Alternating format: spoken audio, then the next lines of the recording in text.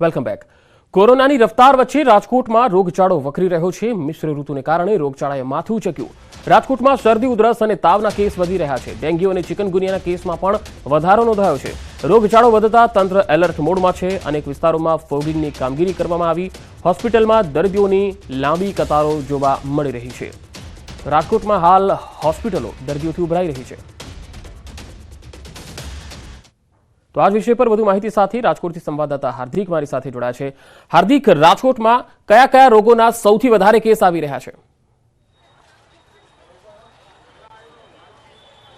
ચોક્કસથી પંકજ, જે છે રાજકોટમાં ડેન્ગ્યુના ડર વચ્ચે જે છે ખાસ કરીને ઝાડા ઉલટી અને શરદી ઉધરસના કેસમાં નોંધપાત્ર ઉછાળો આવ્યો છે। કેમ કે જે છે રાજકોટ શહેરમાં હાલ મિશ્ર ઋતુ જોવા મળી રહી છે। વહેલી સવારમાં જે છે એ ઠંડી જોવા મળતી હોય છે, તો બપોરે ભારે ગરમી પણ જોવા મળતી હોય છે, જેના કારણે શરદી ઉધરસના કેસમાં નોંધપાત્ર ઉછાળો થયો છે।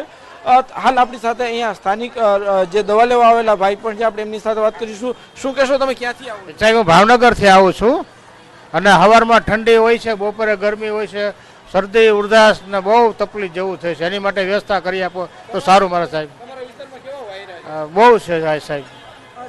પંકજ, જે રીતના હાલ અહીંયા જે દવા લેવા આવતા લોકો પણ જણાવી રહ્યા છે કે અત્યારે જે છે અલગ અલગ વિસ્તારોમાં શરદી ઉધરસના ભારે વાયરા છે અને એમના કારણે જે છે દર્દીઓને જે લોકોને ભારે તકલીફ પડી રહી છે। અત્યારે સિવિલ હોસ્પિટલ બહાર પણ દર્દીઓની ભીડ જોવા મળી રહી છે। વહેલી સવારથી દર્દીઓ છે તે દવા લેવા માટે સિવિલ હોસ્પિટલ ખાતે પહોંચતા હોય છે।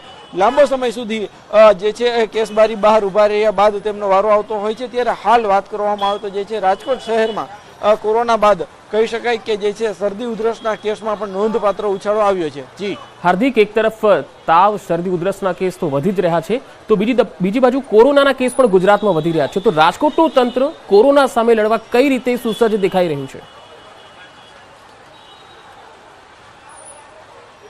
ચોક્કસથી પંકજ, જે છે રાજકોટ સિવિલ હોસ્પિટલમાં એક ખાસ વોર્ડ પણ તૈયાર કરવામાં આવ્યો છે।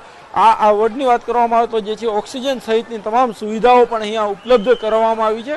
હાલ જે રીતના વાત કરવામાં આવે તો જે રીતના અગાઉ જે કોરોનાની લહેર આવી હતી, કોરોનાની બીજી લહેર વખતે જે છે તંત્રને ભારે જે છે જહેમત ઉઠાવવી પડી હતી। જોકે આ વખતે એ પહેલાં જ તંત્ર એલર્ટ થઈ ગયું છે અને અગાઉથી જ તમામ વ્યવસ્થાઓ કરી દેવામાં આવી છે। રાજકોટ શહેરમાં જે છે ટોટલ 7 જેટલા ઓક્સિજન પ્લાન્ટ છે, તે તમામ ઓક્સિજન પ્લાન્ટનું પણ ચેકિંગ હાથ ધરી દેવામાં આવ્યું છે।